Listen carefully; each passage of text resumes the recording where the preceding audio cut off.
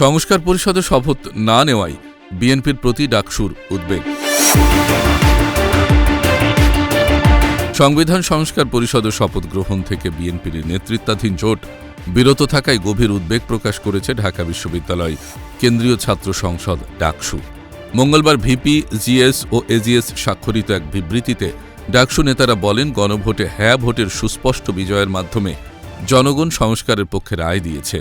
সেই রায় বাস্তবায়নের প্রক্রিয়া থেকে সরে দাঁড়ানো জনমতের প্রতি অবজ্ঞার শামিল। বিবৃতিতে সংবিধানের ৭ অনুচ্ছেদ উল্লেখ করে বলা হয়, প্রজাতন্ত্রের সকল ক্ষমতার মালিক জনগণ।